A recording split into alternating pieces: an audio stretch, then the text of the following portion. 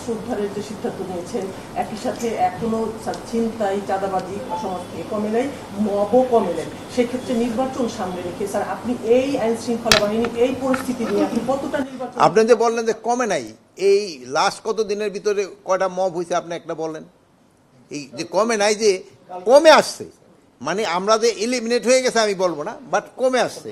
এটা যেহেতু আমাদের একটা সময় আছে, এর ভিতরে আমরা চেষ্টা করব, আর আপনাকে এই সাহায্য সহযোগিতা পাচ্ছি, এটা কমে আনবে। আমরা চেষ্টা করব যত, এই জন্য তো বিভিন্ন ধরনের ব্যবস্থা আমরা নিচ্ছি উদ্ধার করার জন্য। এখন আমরা চেষ্টা করব যত সম্ভব উঠে নিয়ে আসা। নিজে অনেক আত্মবিশ্বাসী যে এই অস্ত্র উদ্ধার করে শৃঙ্খলা ফিরিয়ে আনে, নিরাপত্তা দিয়ে নির্বাচনটা সুষ্ঠু হবে। নির্বাচনটা সুস্থ নির্ভর করে হলো জনগণ এবং পলিটিক্যাল পার্টির উপরে, এর হলো মেইন। জনগণ, আমি সবসময় বলি, জনগণ যে সময় নির্বাচনমুখী হয়ে যাবে, পলিটিক্যাল পার্টিগুলো যখন নির্বাচনমুখী হয়ে যাবে, সেই সময় এই ধরনের সমস্যাগুলি অনেক কমে যাবে। আর আরেকটা জিনিস হলো যে, আমার মুখে তো শোনা যাবে মনে নেই, জনগণ যে অনেক রাতে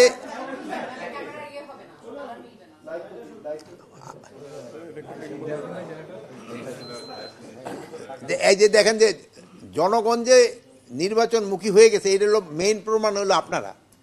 আজকে কিন্তু আমরা আলাপ করতে আসছি আইন শৃঙ্খলা অন্যান্য, কিন্তু আপনারা কিন্তু চলে গেলেন নির্বাচনের নিয়ে আলোচনায়। দ্যাটস মিন আপনারা কিন্তু নির্বাচনমুখী হয়ে গেছেন।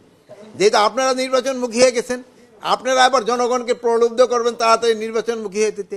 জনগণ নির্বাচনমুখী হয়ে গেলে পলিটিক্যাল পার্টিগুলি নির্বাচনমুখী হয়ে যাবে, এবং সবার সাহায্য এবং সহযোগিতায় আমরা একটা সুস্থ শান্তিপূর্ণ নির্বাচন তাড়াতাড়ি উপহার দিতে পারবো।